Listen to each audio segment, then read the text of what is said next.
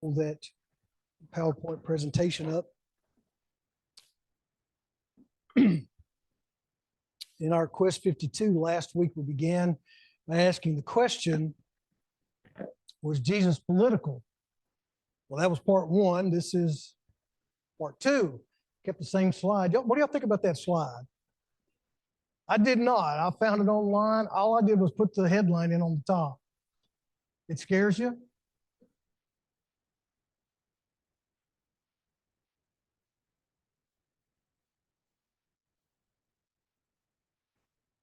We won't keep it up there long.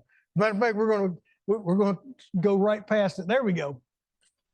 We looked at that word that we get politics from, or political, and it didn't mean then what we've, influenced it to mean now. It's a Greek word, politeumai. That's probably butchering it as best I can.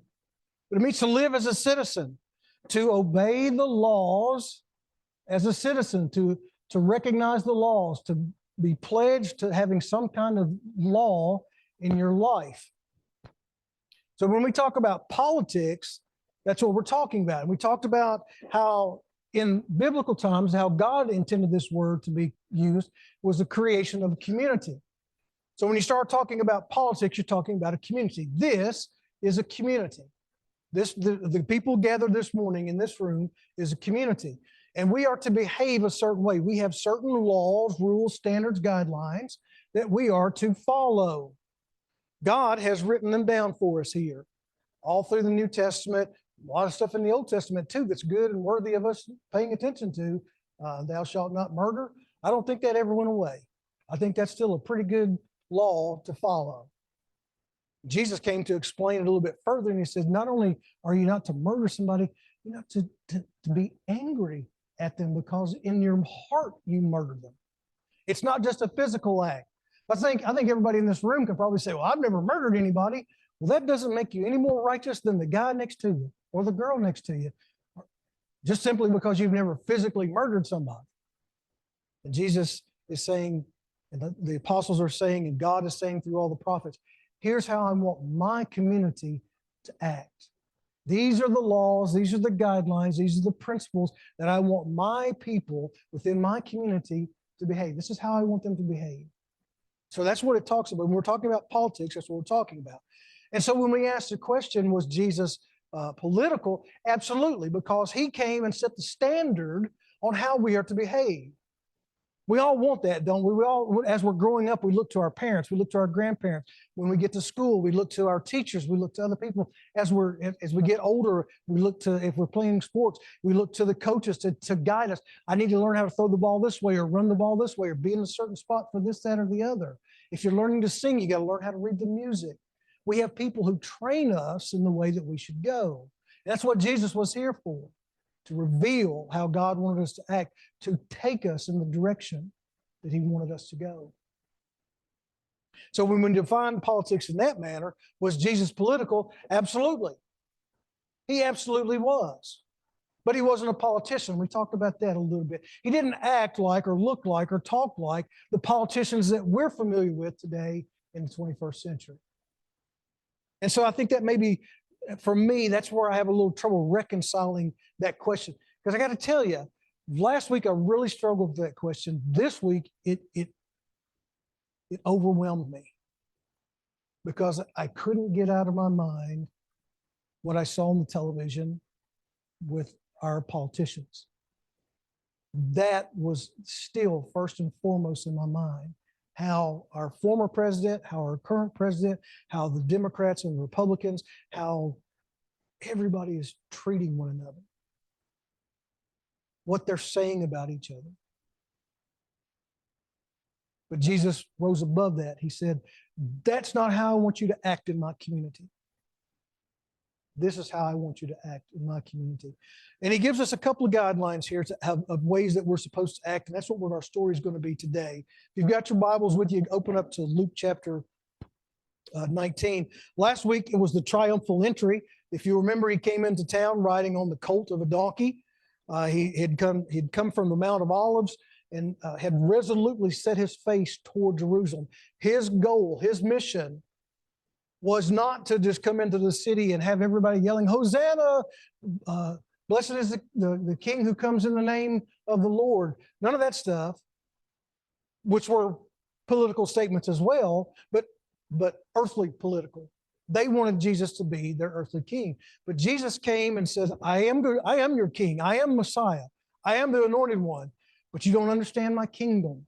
And he'll teach us that as the week goes on. You don't understand my kingdom. And so he comes into town riding on the donkey. They're waving the palm branches. They're laying their cloaks on the ground so that the donkey can walk through. Reminiscent of an earthly king being ushered into Jerusalem. When the religious leaders told Jesus to rebuke his disciples, he responded, even if they're quiet, the rocks are going to cry out.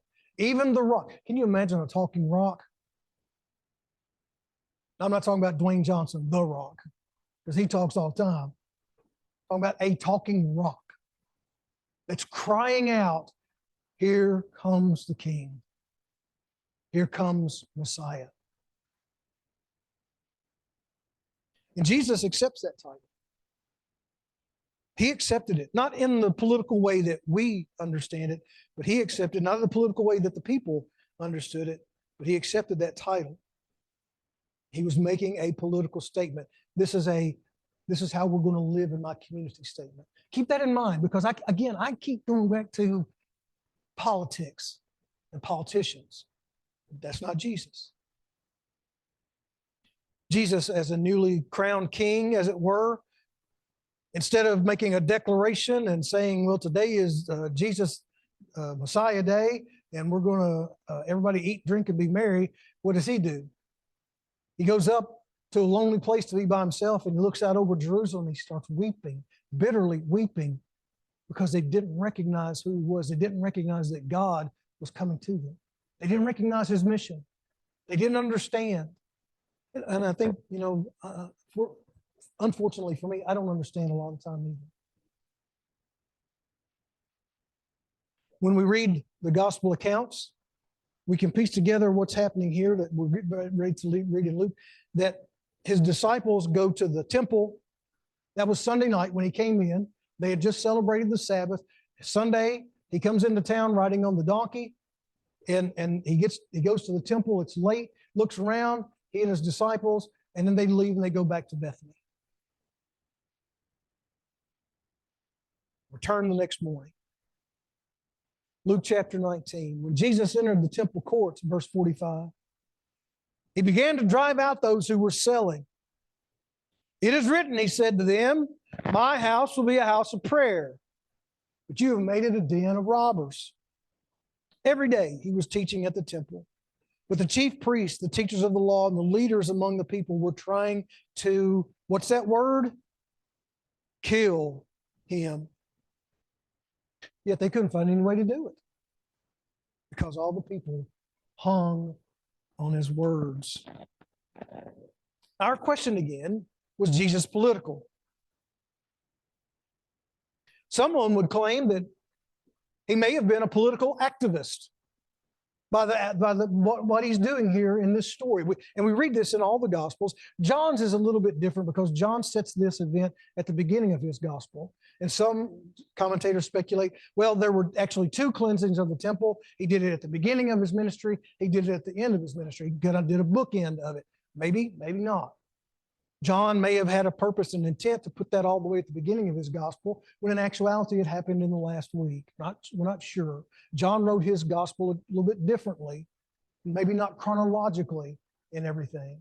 But there's a story. That story is in there, and it's in there for a reason. That Jesus looks to be what we would think of as a political activist. We see them all the time, don't we? We've seen them clog up I-35 down here in the middle of Austin. 25, 30 deep, walking across the interstate, holding up traffic. We see people marching for different causes, for different events, different things that they want. And they're actively being a part of their community, saying, our community needs to look like this. Our community needs to do these things. And so they're being political activists. I would dare say that everybody in this room, if you are a believer in who Jesus Christ is, you in your own way are a political activist because you are promoting a better community. You are actively seeking to have the community that God defines here in the Bible in your house. You are a political activist, not the way we see on TV. Again, man, we've got to separate those two. That's one of those things I wish had never been invented sometimes, is the television. Because then I wouldn't have to see all that stuff. Not that it wouldn't still exist, but that I wouldn't have to be bombarded with looking at it all the time. But I guess there is a choice. I've got the remote, and I can just always go click, turn that stuff off.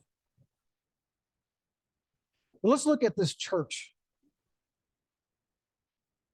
He's going against, he's a political activist going against what we would call the established government and the established church. Because that's where he's at. He's at the temple. Does anybody remember what the temple is?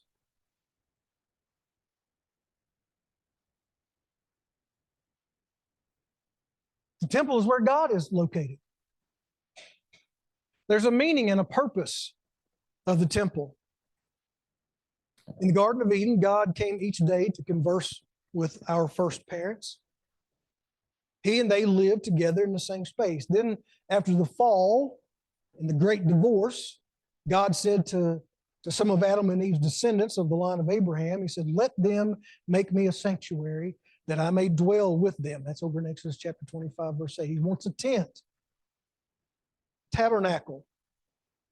And he wouldn't simply make occasional visits to them. He would live there in their midst. In what better way to start a community, to guide a community, than living in the midst of that community?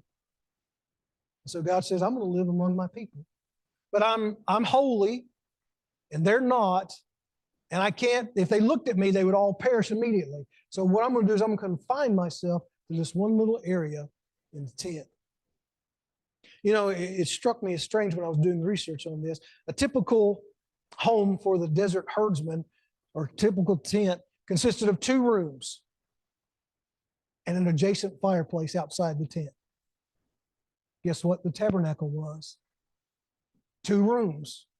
You had the front room where you came in and offered sacrifices, and then the Holy of Holies in the back.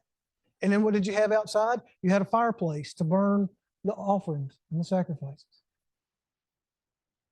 If I'm going to live in your neighborhood, I'm going to live in the same kind of house you live in. If I'm going to build my community, I'm going to have to look like you. I'm going to have to do some of the things that you understand. They were going to the promised land. They would travel with them too. God would go with them. He would stay in the tent. He would lead them with a pillar of fire at night, a cloud of covering during the day. When the time came for them to move into houses and settle in Canaan, then God too moved into a new stone sanctuary. Basically the same design as the tabernacle, 2 rooms with a curtain between them and a yard with a fireplace altar. And not only was the tent more spectacular than all of their little tents that were out in the countryside, the tabernacle, the temple, was more spectacular than their homes. Bigger, prettier, overlaid with gold in a lot of places, beautiful marble, elegant, showstopper, as it were. The door of the temple was never closed. All day, all night, the temple stood open. There were no bolts, there were no bars preventing entry. It seemed to encourage access. God is inviting here. I am here with you, and I'm inviting you to be a part of this. Now, there were only certain people who were allowed in there. There were rules and regulations in God's community that had to be followed. And then to go into the presence of God, only one person could do it once a year, and he had to have offered sacrifices and sprinkled himself and everything around him with blood. Go in there, sprinkle the altar, the seat of mercy, the mercy seat there with blood once a year. And if they did it wrong, like a couple of guys would read about in the Old Testament, God would just consume them and blow them out. So when the high priest went into the Holy of Holies, guess what he had tied to his leg? Rope. Had a rope. That's fine. If he does something wrong, We can pull Ananias or whoever, we can pull them out, bury them proper. The temple also symbolized Eden that had been lost. An entrance into that was God saying, you can't go back to Eden yet. I haven't made that possible yet.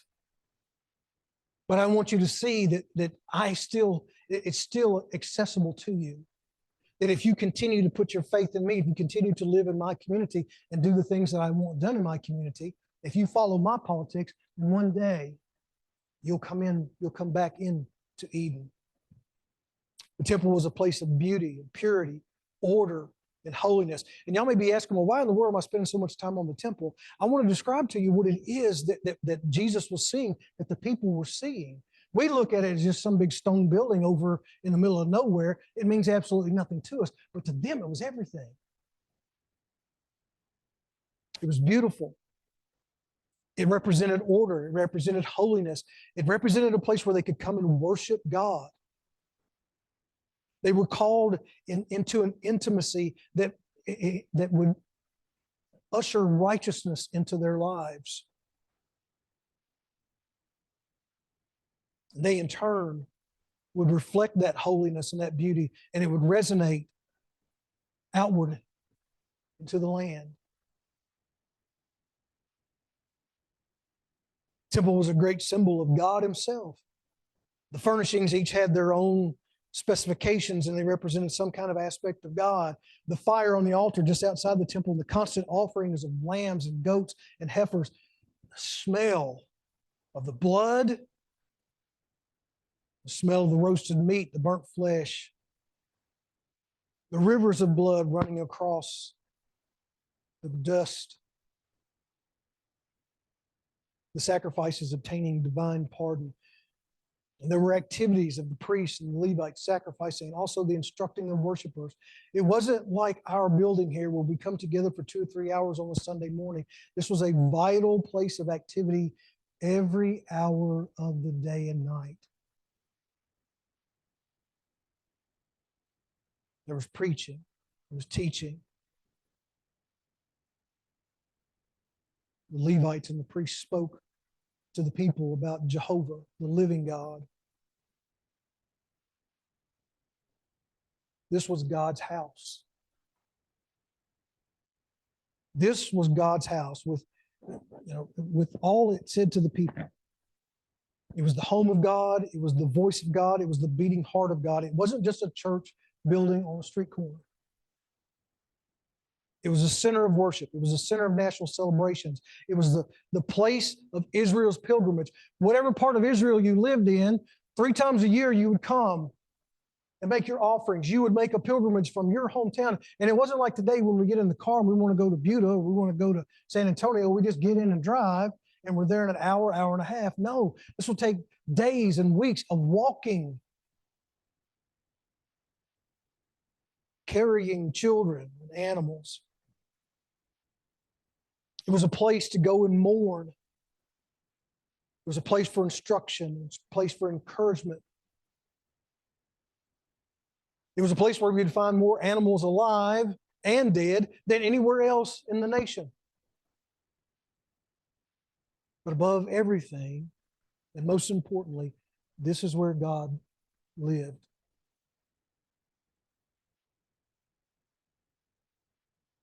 In the midst of his people.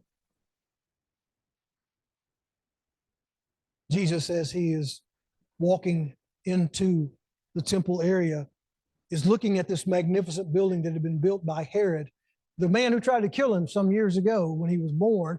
Even before that, Herod had invested hundreds of millions of dollars in upgrading the temple. The temple at one point was just this giant building and everything else sloped away from it. But under Herod, he undertook this great building project, and the temple site was 37 acres. Do y'all know how big 37 acres is? Y'all know where Jim's restaurant is down here?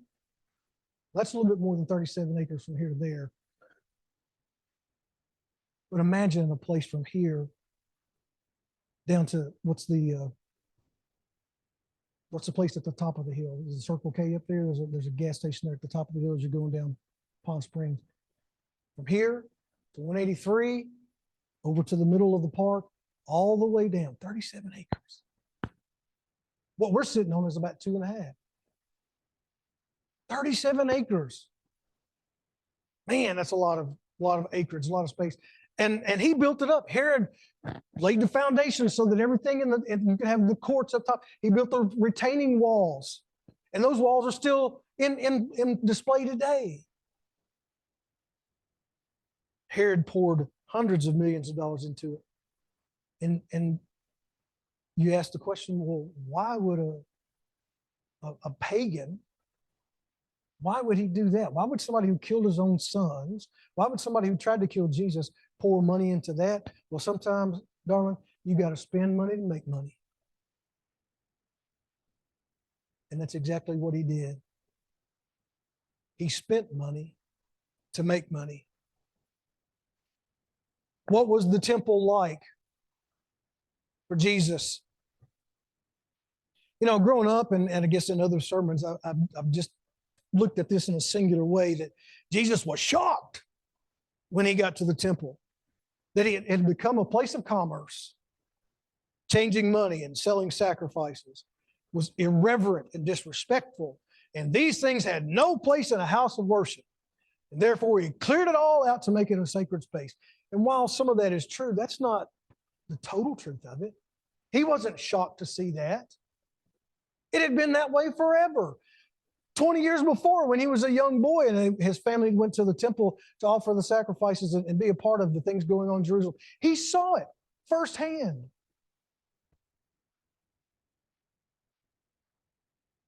Jesus wouldn't have been a surprise in the slightest to find money changers and sellers of sacrificial offerings in the outer courts of the temple. The Jerusalem temple, like all other ancient temples, had developed and was more than a religious building or a house of worship. It was fundamentally an economic institution. It dominated the city's commercial life. Does that sound familiar? During festivals and pilgrimages, visitors to the temple would be required to pay the annual half-shekel tax. Obviously, currency exchange stations and collection stations would have been essential to making this happen. Why is that? Because the temple did not take any currency except the temple currency. If you came in from Galilee, if you came in from Rome, or you came in from wherever, it's not like today where we have a centralized banking system and each and every one of us can pull out and have a $1 bill, and my $1 bill is going to look exactly like your $1 bill, and my $100 bill is going to look exactly like yours. Now, it may have different signatures and different dates on it, but they're all the same. It's recognized around the world. But that wasn't the case back then. Each little town, each little province had its own bank and made its own currency, much like what we grew up, if you're 200 years old and grew up in West Texas, it was like the old West Texas. Each little town had its own bank, and each little bank issued its own currency. Well, you come to the temple. Oh, I'm sorry, we don't take West Pecos pesos. We don't take that here. We don't take that Lubbock shekel. No, you gotta exchange that. And so, in order to do that, you'd have to trade in what the equivalent would be of $100 to get $10. That doesn't sound quite right, does it? You're telling me I need to give you $100 in order to get $10 of acceptable currency? Oh, yeah. That's what you got to do. And beyond that, they would come in with their own sacrifices. Now, if I'm traveling by foot all the way from Dan all the way down to Jerusalem, you know what I'm not going to bring?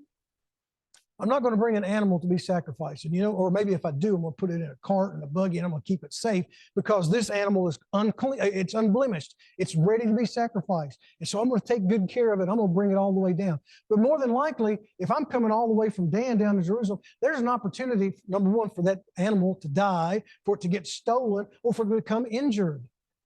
And if it's any of those three, then when I get to the temple, I've got nothing. So I'm going to come in with my money and I'm going to buy an animal to be sacrificed. And let's say you live right on the outskirts of Jerusalem, and you did bring in a sheep or a goat or an oxen, and you brought it in, and you led it up to the exchange table and said, the Levites have to look it over and make sure that it's unblemished and ready to be sacrificed. And they'll find, man, I'd love to tell you could take this animal on in, but there's something wrong with it. You see this little spot right here? We just can't let that go. But I tell you what we can do. We can trade that animal and some money, gold preferably, and then we'll give you one that's approved. We'll give you one that's been inspected by the Levites and the priests, one that you can lead right on in there to the sacrifice, and they'll take care of you and your family. But it's going to cost you your animal. And then the next guy comes along. They take that first animal back and put it in the pen. Next guy comes along and tell him the same thing. So what do? They go grab the animal that just came in, bring it back out. Suddenly, miraculously, it became unblemished in the background. Somebody laid hands on it and said, "Demon, come out. Blemish be gone." That's not what happened. They didn't do that. I'm making fun of that, being sarcastic. But they would trade. And so the money changers and the people who are helping with animal sacrifices, they're robbing people. There's nothing wrong with a fair exchange rate. When we went to Romania, when we went to Croatia, and they have the euro there, we exchanged some American money for that type of money so that we could spend that money in that country. And the exchange rate was fairly reasonable. But it's not here at the temple. You go outside of Jerusalem and try to buy that same cow or same calf or goat or sheep, and it'll only cost you 10% of what you paid for it in the temple. It's a racket. And these are people who have worked the entirety of the year. Some of them can only get to Jerusalem once a year. They've worked the entirety of the year. They've got nothing. They've been eating beans and rice, if even that. They're starving. They're medically, they can't go to a doctor and get anything fixed, and so they're sick. They're broke. They're poor. They're hurting, and they're coming and they're saying, "I love you, God, and in spite of all these other things that are going on, I'm going to come and I'm going to give you, I'm going to worship you, I'm going to give you what I've got. I'm going to give you everything. I'm going to give you the best of what I've got," which is what God commanded in His community. I want the best. Don't give me second rate, and give me the best first. And these people with loving and longing hearts and desiring for that relationship with God, desiring to see God's house, desiring to be a part of that community, come in and are taken advantage of. And so when Jesus comes to the temple and He looks around and He sees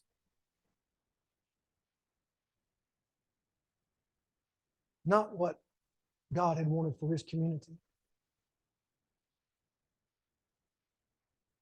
He sees the poor being taken advantage of. He sees that they had made it a place of trinkets and money. And how can I get rich? And Annas, the high priest, I read that somewhere, they estimated that his annual income was $100 million a year in today's money. $100 million a year to be the high priest. That was his salary. That didn't include all of his sons and all the other people. And that's what he made. That didn't include what he bumped up to Rome.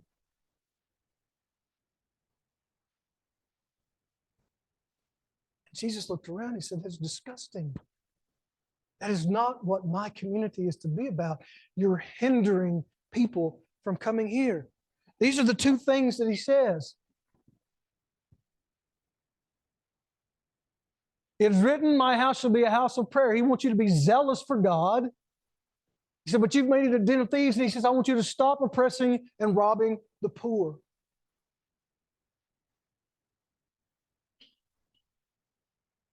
political activist, politically charged speech.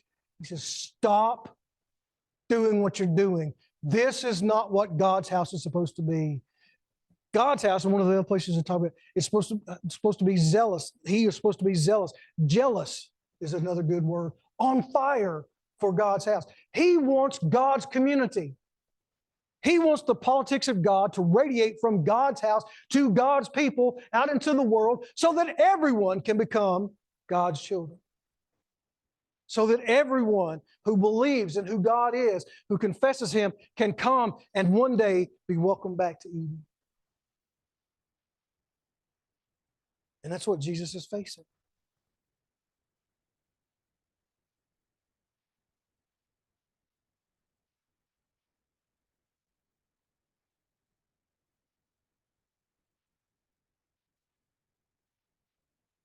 If that were a new teaching, it would be a good one. But basically, from the beginning of time, God had said, stop taking advantage of the poor.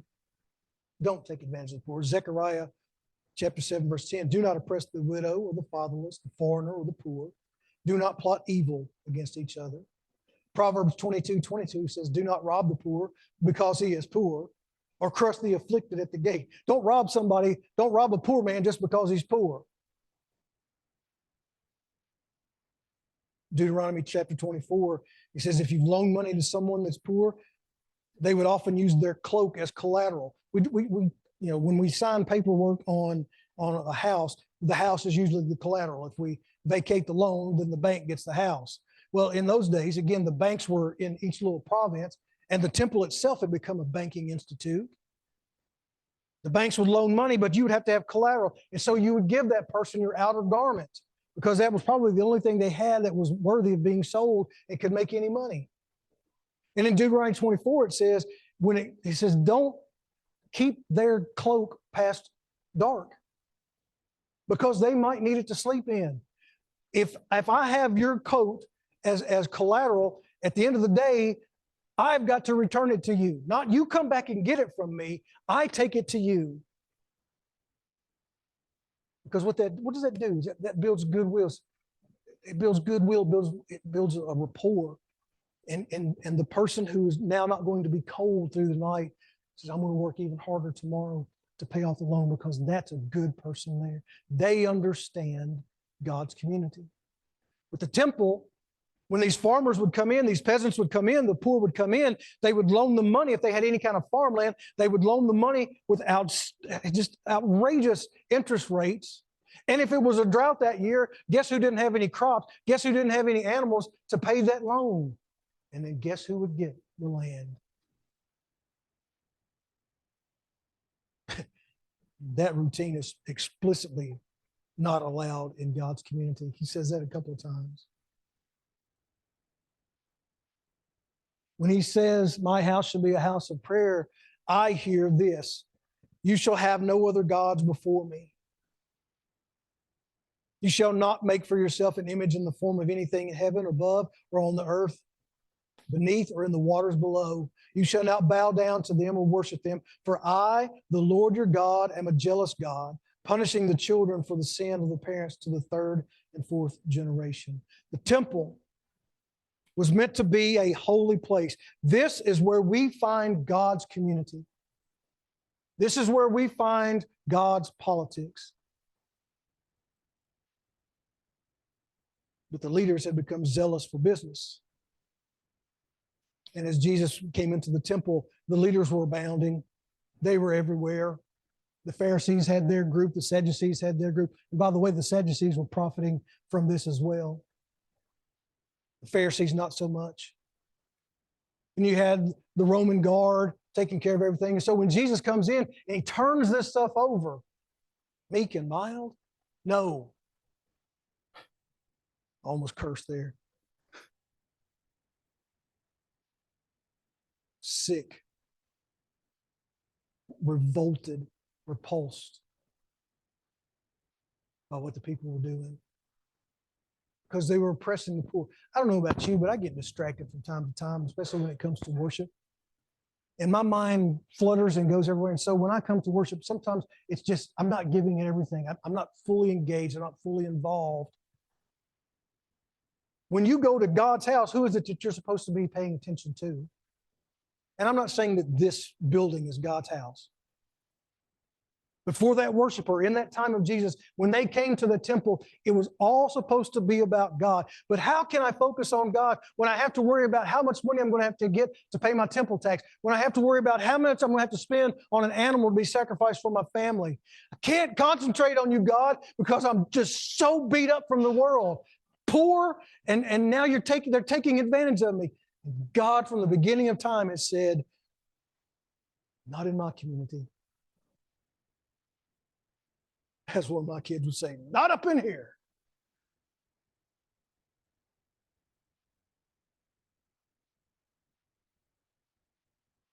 And from that moment forward, the religious leaders started plotting how they could kill him.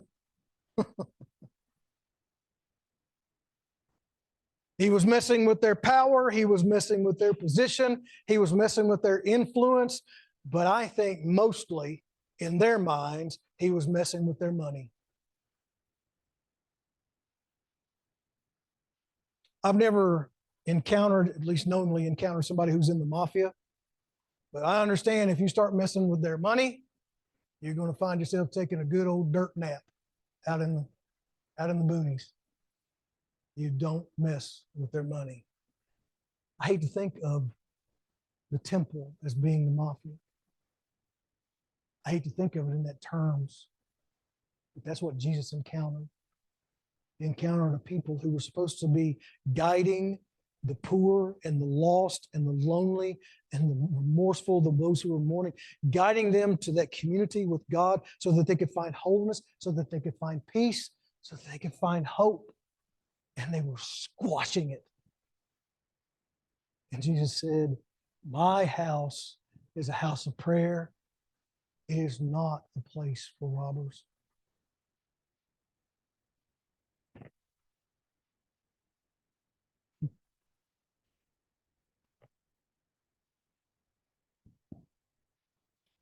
We live in a community, brothers and sisters, a community designed by God Himself. And Jesus, our political leader, came and fulfilled what God's design was. This is how I want my community to look. This is the politics of my community. These are the laws and the guidelines and the morals that you are to uphold. And I want you to hold on to those. And I want you to go out into the world and tell them about this wonderful and gracious, kind and loving, generous God. Draw them into your community. Be political as God defines it, not as our world defines it. Be active in your community. Love your neighbor as you love yourself.